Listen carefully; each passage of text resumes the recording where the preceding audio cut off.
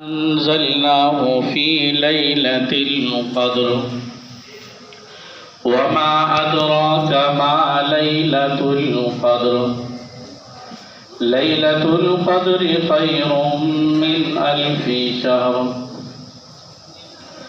تنزل الملائكة والروح فيها بإذن ربهم من كل أمر سلام هي حتى مطلع الفجر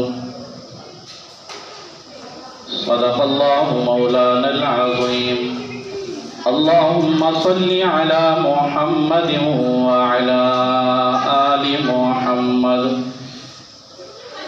كما صليت على إبراهيم وعلى آل إبراهيم إنك حميد مجيد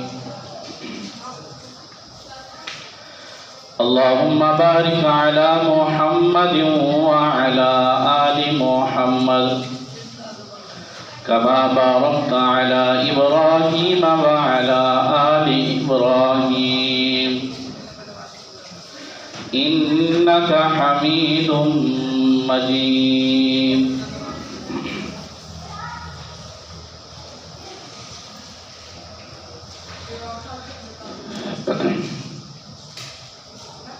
سامعین محترم،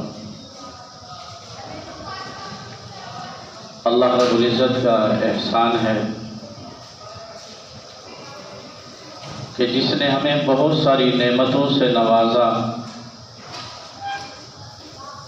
انسان بنایا، مسلمان بنایا، اور پھر اس کے ساتھ اپنے پیارے محبوب صلی اللہ علیہ وسلم کا امتی بنایا۔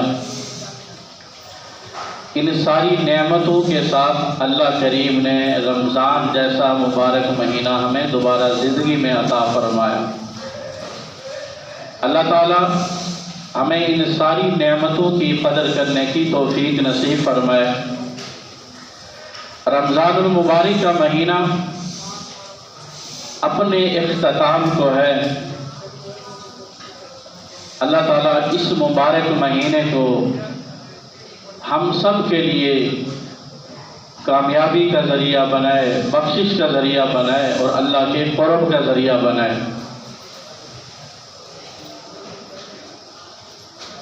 ایک سورت میں نے آپ حضرات کے سامنے تلاوت کی۔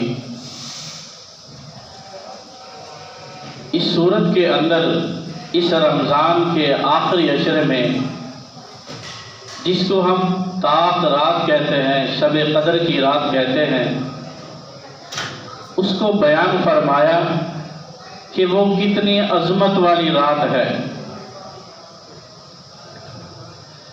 علماء نے اس سورت کے متعلق اس کا جو شان نزول ہے، کس وجہ سے یہ سورت نازل ہوئی، حضور صلی اللہ علیہ وسلم صحابہ کے مجمع میں تشریف فرما تھے۔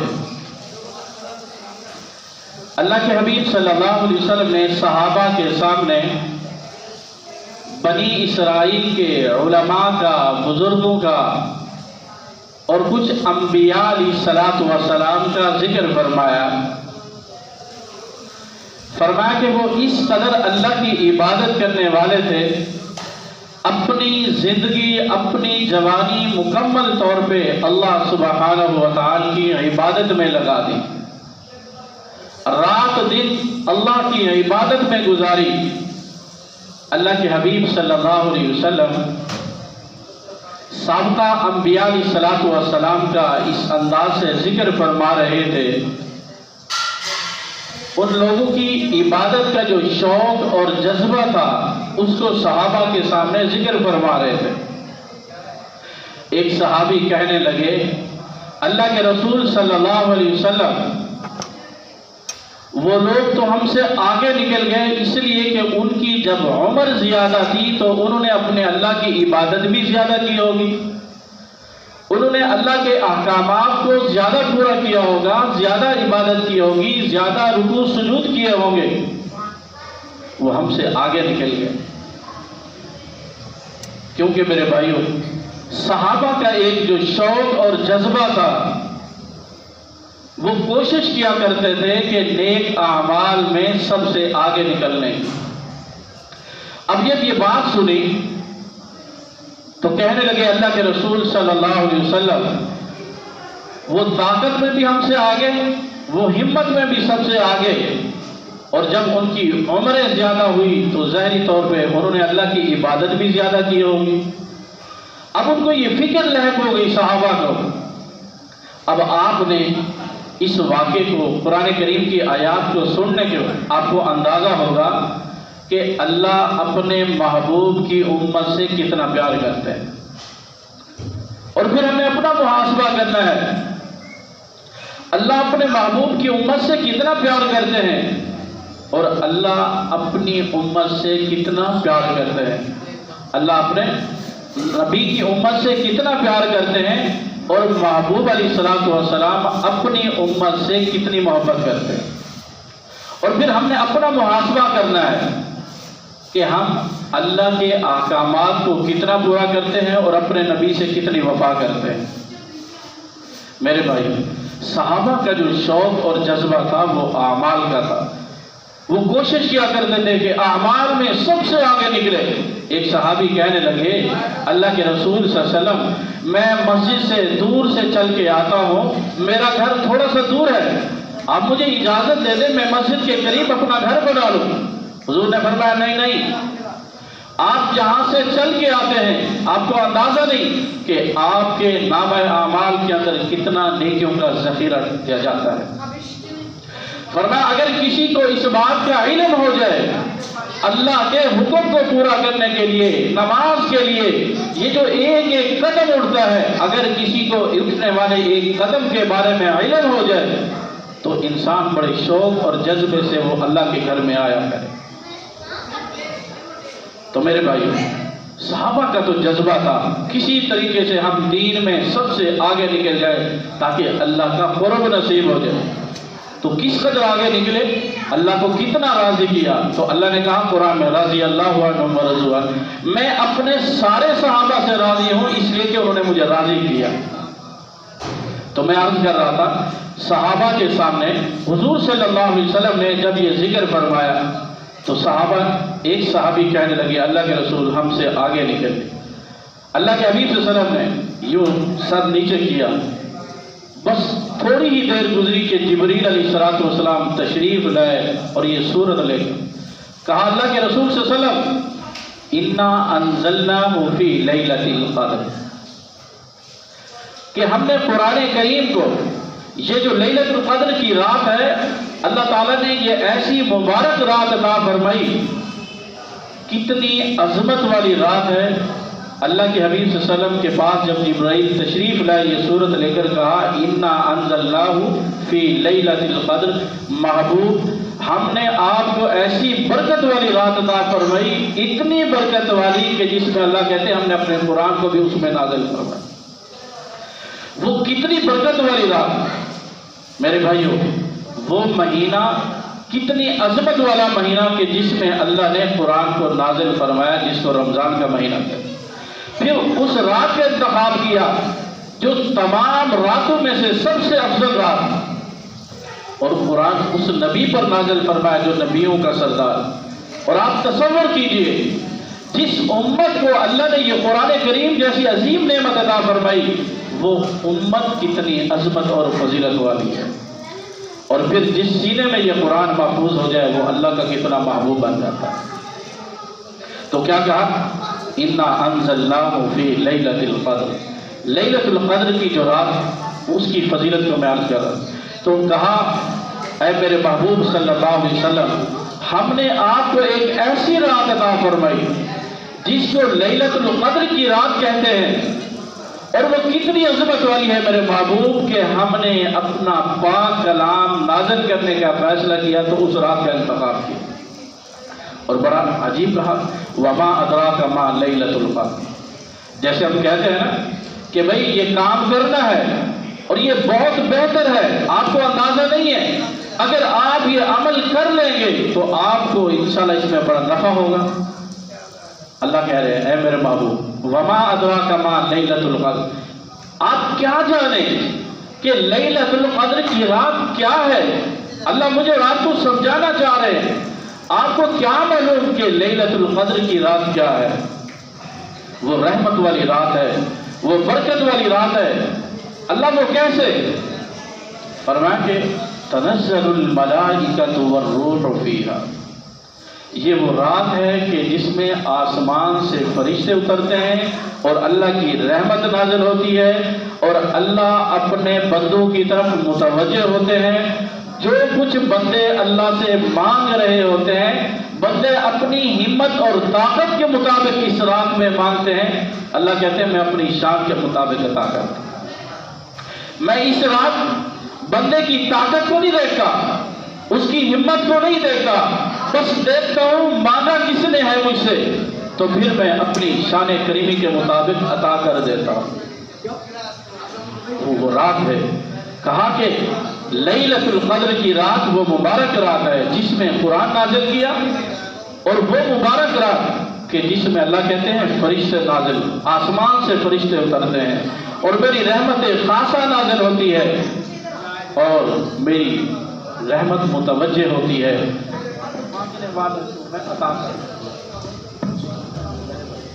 یہ کتنی مبارک رات ہے، کتنی عظمت والی رات ہے، ہم تصور کریں۔ اللہ تعالیٰ نے آگے کیا فرمایا؟ تنزل الملائکۃ والروح فیہا، کہ جس میں فرشتے اترتے ہیں آسمان سے۔ دیکھو میرے بھائیو، جب یہ آیات نازل ہوئی، اللہ کے حبیب صلی اللہ علیہ وسلم نے لیلۃ القدر کی تلاش کے لیے، لیلۃ القدر کی تلاش کے لیے رمضان میں آپ نے پہلے عشرے کا اعتکاف کیا، پھر دوسرے کا کیا۔ پہلے عشرے میں لیلۃ القدر کو تلاش کرنے کی کوشش کی اور اس میں آپ کو نہ ملی، پھر دوسرے عشرے میں، پھر تیسرے عشرے میں جبرائیل علیہ السلام تشریف لائے۔ کہا اللہ کے رسول صلی اللہ علیہ وسلم آخری عشرے کی تاک راتوں میں ایک رات ہے جس کو اللہ تعالیٰ نے اور وہ ایک ایسی رات ہے، یہ جو لیلۃ القدر کی رات ہے،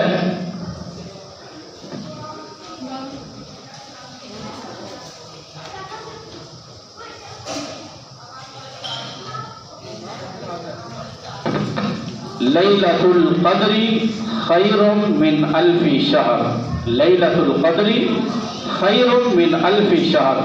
فرمایا، یہ جو شروع میں آپ کو میں نے ایک واقعہ سنایا، حضور صلی اللہ علیہ وسلم نے صحابہ کے سامنے ذکر فرمایا، صحابہ کے دل مچلنے لگے، پریشان ہوئے کہ وہ ہم سے اعمال میں آگے نکل گئے۔ تو اللہ قرآن میں کیا کہتے ہیں؟ لیلۃ القدر خیر من الف شہر۔ اے میرے محبوب، ہم نے ایک ایسی رات عطا فرمائی جس رات کو لیلۃ القدر کی رات کہتے ہیں۔ فرمایا کہ جس کو یہ رات میسر آ جائے، فرمایا کہ گویا کہ اس نے 1083 سال بنتے ہیں، اس نے 83 سال 4 ماہ اللہ کی عبادت میں گزار دیے۔ اور وہ رات کتنی مبارک رات ہے، حضور صلی اللہ علیہ وسلم اس کی تلاش میں آپ نے اعتکاف فرمایا۔ فرمایا کہ وہ خوش نصیب ہے جن کو اللہ تعالیٰ زندگی میں، فرمایا انسان کی 60-70 سال عمر ہے، اگر 60-70 سال کی عمر میں 2 دن بھی لیلۃ القدر کی راتیں نصیب ہو جائیں تو اس سے بڑا خوش نصیب کون ہو سکتا ہے؟ کتنی مبارک رات۔ ضروری نہیں ہے ساری رات جاگنا ہے، ساری رات عبادت میں نہیں۔ فرمایا کہ جس کو لیلۃ القدر کی رات نصیب ہو گئی، اس نے اس رات قیام کیا، نوافل پڑھے، قرآن کی تلاوت کی، نماز کو تراویح میں سنا پڑھا، گویا کہ اس رات کا نماز تراویح پڑھنا 1000 رات کی تلاوت کرنے سے بہتر ہے۔ اس رات نوافل پڑھنا 1000 رات نوافل پڑھنے سے بہتر ہے۔ اتنی مبارک رات جس میں اللہ نے قرآن نازل فرمایا، اور لیلۃ القدر کی رات اتنی مبارک رات کہ جس میں آسمان سے فرشتے اترتے ہیں۔ حضور صلی اللہ علیہ وسلم اس رات کا تعین فرما دیا گیا کہ لیلۃ القدر کی رات کون سی ہے۔ حضور صلی اللہ علیہ وسلم تشریف لائے مسجد میں اپنی امت کو بتانے کے لیے. میں مختصر اس بات کو عرض کر رہا ہوں، واقعہ بڑا لمبا ہے. حضور صلی اللہ علیہ وسلم تشریف لایا، تعین فرما دیا گیا آخری عشر کی طاق راتوں میں فلاں رات یہ طاق رات ہے. آپ تشریف لائے، مسجد کے قریب پہنچے، دیکھا کہ دو مسلمان آپس میں الجھ رہے تھے، لڑائی جھگڑا کر رہے تھے، اور اس لڑائی جھگڑے کی وجہ سے حضور صلی اللہ علیہ وسلم کے ذہن سے وہ جو طاق رات تھی وہ ختم ہو گئی.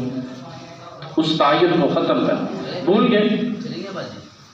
تو آپ نے فرمایا، دیکھو میرے بھائیو، میں یہاں پہ تھوڑی سی تفصیل عرض کر دوں. یہ جو اختلافات ہیں، آپ اس سے اندازہ لگے، یہ جھگڑا، یہ اختلافات آج شریف لوگ بھی لڑتے ہیں، جو حاجی ہیں وہ بھی لڑتے ہیں، غازی ہیں وہ بھی لڑتے ہیں. سب سے بڑی بات 5 وقت کے نمازی بھی لڑتے ہیں. تو ہمارے دلوں کی جو کیفیت ہے وہ بدل چکی ہے. یہ جو دل کی کیفیت ہے، یہ سارے معاملات کب ہوتے ہیں؟ جب دل کی کیفیت بدل جاتی ہے. بہت سارے گناہ ہیں، یہ سارے معاملات، اختلافات، یہ معاملات، اس کی بنیادی وجہ جب دل کی کیفیت بدل جاتی ہے. اور آپ کو پتہ ہے یہ جو دل ہے، حتیٰ کہ یہ جو اتنی بڑی رات لیلۃ القدر کی، شب قدر کی رات، فرمایا کہ جس دل میں کسی مسلمان کا کینہ ہو، بغض ہو، اللہ اس رات اٹھنے والے ہاتھ تو دور کی بات ہے، اللہ اس چہرے کی طرف بھی نظر کر کے نہیں دیکھتا. یہ اتنا بڑا سخت گناہ ہے. یہ دلوں کے اندر جو نفرتوں کا آنا. اور سب سے بڑی بات، آج اکثر طور سے یہ بات کہتے ہیں، نماز تو پڑھتے ہیں لذت محسوس نہیں ہوتی، قرآن کی تلاوت تو کرتے ہیں لذت محسوس نہیں ہوتی، نوافل تو پڑھتے ہیں لذت محسوس نہیں ہوتی، حتیٰ کہ رمضان کے روزے بھی رکھتے ہیں لذت محسوس نہیں ہوتی. میں اس کی وجہ عرض کرتا ہوں میرے بھائیو، جب دل صاف نہ ہو، دلوں میں نفرت ہو، حسد ہو، کینہ ہو، بغض ہو، اور یہ وہ گناہ ہیں جن کو آج کا مسلمان گناہ بھی نہیں سمجھتا. آج کا مسلمان گناہ بھی نہیں سمجھتا. فرمایا جس دل میں حسد، بغض، کینہ ہو، اس کو کبھی عبادت کی لذت محسوس نہیں ہوگی، اس کو کبھی عبادت کی لذت محسوس نہیں ہوگی. یہ کیسے ہو سکتا ہے کہ انسان نماز بھی پڑھے، قرآن بھی پڑھے، اور دل حسد اور بغض، کینے سے بھرا ہو؟ فرمایا ایسے نہیں ہو سکتا. تو میرے بھائیو، یہی رمضان کا پیغام ہے، اور یہی قرآن کا پیغام ہے، اور یہی شب قدر کا پیغام ہے کہ ایمان والوں، کلمہ پڑھنے کے بعد تمہارے دل کی یہ کیفیت برقرار رہے کہ تمہارے دلوں میں مسلمان کا بغض، حسد، کینہ. فرمایا ایسے نہیں ہو سکتا، ایسے نہیں ہو سکتا. حضرت انس رضی اللہ تعالیٰ بڑے جلیل قدر صحابی ہیں، بچے تھے، ماں نے لا کر، کتنی وہ خوش قسمت ماں تھی کہ پکڑا حضور صلی اللہ علیہ وسلم کی صحبت میں. کہا اللہ کے رسول آپ کی خدمت کیا کرے گا. کئی عرصہ حضرت انس رضی اللہ تعالیٰ نے حضور صلی اللہ علیہ وسلم کی خدمت کی. اور اللہ کے حبیب صلی اللہ علیہ وسلم نے ایک بات بتلائی جو میں آپ کو بتلانا چاہتا ہوں، بڑی قیمتی بات ہے. اگر زندگی میں اپنائیں گے تو مجھے اور آپ کو انشاءاللہ فائدہ ہوگا. کہا انس میں ایک بات عرض کرنا چاہتا ہوں، اگر تم اس پر عمل کرو گے میں اللہ کے رسول تمہیں جنت کی ضمانت دیتا ہوں. فرمایا وہ کیا؟ انس تمہیں تمہارے نبی یہ نصیحت کرتے ہیں، اگر تم نے اس بات کو اپنی زندگی میں اپنا لیا میں ضمانت دیتا ہوں. انس صحابہ تو پہلے ہی جنتی ہے نا، یہ تو مجھے اور آپ کو سمجھانے کے لیے. کہا انس جب تم صبح کرو اور شام کرو تمہارے دل کی کیفیت کیا ہو؟ صبح جب تم بیدار ہو تمہارے دل کی کیفیت، تمہارے دل کی صورت یہ ہو کہ تمہارے دل میں کسی مسلمان کا بغض نہ ہو، حسد نہ ہو، کینہ نہ ہو. اگر تم یہ کر سکتے ہو اور اسی طرح تمہاری رات کی کیفیت بھی دل کی یہ ہو، فرمایا انس یہ تمہارے نبی کی سنت ہے، یہ تمہارے نبی کی سنت ہے. اور جو نبی کی سنت کو اپنائے گا گویا کہ اس نے اپنے اللہ کو راضی کیا ہے، اور جو اپنے اللہ کو راضی کرے گا اللہ کا رسول ضمانت دیتا ہوں اس عمل سے اللہ بغیر حساب کے تمہیں جنت عطا فرمائیں گے. کتنا مبارک عمل بتلا ہے. اور آج ہر انسان اس بیماری میں مبتلا ہے. تو میرے بھائیو یہ رمضان کا پیغام ہے، یہی قرآن کا پیغام ہے، اور یہی آخری اشرفی تاخراتوں کا پیغام ہے کہ مسلمانوں اپنے دلوں میں نفرت کو ختم کر کے محبتیں پیدا کرو۔ اللہ کے رسول صلی اللہ علیہ وسلم نے کیا فرمایا؟ سب سے بہترین انسان کون ہے؟ سب سے بہترین فرمایا کہ جس کے اخلاق اچھے ہوں، جس کے اخلاق اچھے ہوں۔ میرے بھائیو، آج سارے اعمال کرتے ہیں لیکن ہم اخلاق سے بہت پیچھے رہے۔ کبھی ہم نے دیکھا کہ ہم جس نبی کا کلمہ پڑھتے ہیں ہمارے نبی کے اخلاق کیا تھے؟ فتحت المدینہ بالاخلاق، مدینے کی ساری فتوحات اخلاق سے ہوئی۔ کتنے صحابہ ایسے ہیں، ایک مسلمان نہیں تھے، کسی صحابی کے پاس گزرے، بیٹھے، گفتگو سنی اور دیکھا کہ حیران رہ گئے، اتنے اچھے اخلاق والے، اور یہ کہنے پر مجبور ہوئے کہ بھائی تمہارے اتنے اخلاق اچھے ہیں، جو کلمہ تم جس نبی کا پڑھتے ہو، تمہارے اتنے اچھے اخلاق، تمہارے نبی کے اخلاق کتنے اچھے ہوں گے۔ بس اس کیفیت کو دیکھا، کہا کہ بھائی ہم بھی کلمہ پڑھ کے مسلمان ہونا چاہتے ہیں، کہیں اسی حالت میں ہم دنیا سے چلے نہ جائیں۔ میرے اور آپ کے لیے لمحہ فکریہ ہے، کیا ہمارے بھی اخلاق کو دیکھ کر کسی غیر مسلم نے کلمہ پڑھا ہے؟ آج تک کسی نے ہمارے اخلاق سے غیر مسلم نے کلمہ تو کیا پڑھنا، ہم تو مسلمان کو بھی دور کر دیتے ہیں، ہمارے اخلاق سے تو ہمارا بھائی بھی دور ہے، یہاں تک کہ نفرتیں یہاں تک چلی گئی، بھائی اس قدر نفرت کرتے ہیں کہ بول بھی چھوڑ دیا، اور یہاں تک جملہ کہہ دیا جاتا ہے کہ بھائی اگر تم دنیا سے گئے تو ہم تمہارے سے اتنی نفرت کرتے ہیں کہ تمہارے جنازے میں بھی شریک نہیں ہو۔ میرے بھائیوں، یہ مسلمانیت نہیں۔ جس نبی کا کلمہ پڑھا، یہ چیزیں ہمیں زیب نہیں دیتی۔ ہم اپنے دلوں کو پاک کریں اور عزم کریں، ارادہ نہیں کرنا، ہم ارادے کے کچے ہیں۔ آج اللہ سے وعدہ کریں، اللہ جب تک ہماری زندگی ہے، اور مبارک دن کی برکت سے تیرے گھر میں بیٹھ کر یہ وعدہ کرتے ہیں، جب تک جسم میں جان باقی ہے اس دل میں تیری محبت ہوگی یا تیرے نبی کی محبت، اس کے علاوہ دنیا کی محبت کو نہیں آنے دیں گے۔ میرے بھائیوں، یہی تو وجہ ہے، جب دلوں میں دنیا کی محبت آتی ہے تو پھر اللہ اور اللہ کے رسول صلی اللہ علیہ وسلم کی محبت ختم، انسان سکون کی زندگی سے ختم ہو جاتا ہے، اعمال سے ختم ہو جاتا ہے، نیکیوں سے دور ہو جاتا ہے، پھر بے چینی والی زندگی گزارتا۔ علامہ اقبال نے بڑا خوبصورت فرمایا کہ نہ کر فنا اپنی زندگی کو راہ جنوں میں اے مسلمان، تو کب رب کی عبادت کرے گا جب تجھ میں گناہ کی طاقت نہ ہوگی۔ اب جوانی ہے میرے بھائیو، اللہ نے زندگی دی، وقت ہے، سب کچھ ہے، رمضان کا مہینہ ہے، سچے دل سے توبہ کر کے اللہ کو راضی۔ تو میں عرض کر رہا تھا، تنزل الملائکۃ والروح، جب یہ لیلۃ القدر کی رات آتی ہے، آسمان سے فرشتے اترتے ہیں، جبریل علیہ السلام فرشتوں کے جمع غفیر میں تشریف لاتے ہیں اور پوری روئے زمین میں پھیل جاتے ہیں، اللہ کے حکم سے، بِإِذْنِ رَبِّهِمْ، اللہ کے حکم سے تشریف لاتے ہیں، پھیل جاتے ہیں۔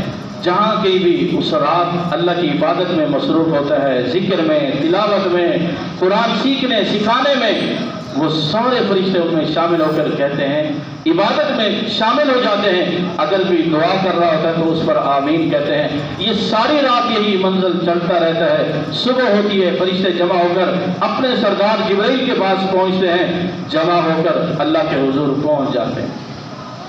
اللہ علیم بذات الصدور، دلوں کے رازوں کو جاننے کے باوجود فرشتوں سے پوچھتے ہیں، تم نے میرے بندوں کو کیسے پایا؟ فرشتے کہتے ہیں، اللہ ہم نے تو دیکھا تیرے بندے کوئی رات کی تنہائیوں میں اپنے گناہوں کو سامنے رکھ کر ندامت کا اظہار کر کے رو رہے تھے، آنسو نکال رہے تھے، تجھے یاد کر رہے تھے، فریاد کر رہے تھے، اللہ تیرے علاوہ تو ہمارا کوئی نہیں ہے، اور قرآن کی تلاوت میں تھے، نوافل میں تھے۔ تو اللہ کہتے ہیں فرشتوں سے، بتاؤ اب میں ان بندوں کو کیا دوں؟ فرشتے کہتے ہیں، اللہ تیری شان بڑی بلند ہے، آج اپنی شان کریمی کے مطابق ان سب کو نواز ہے، سب کو نواز ہے۔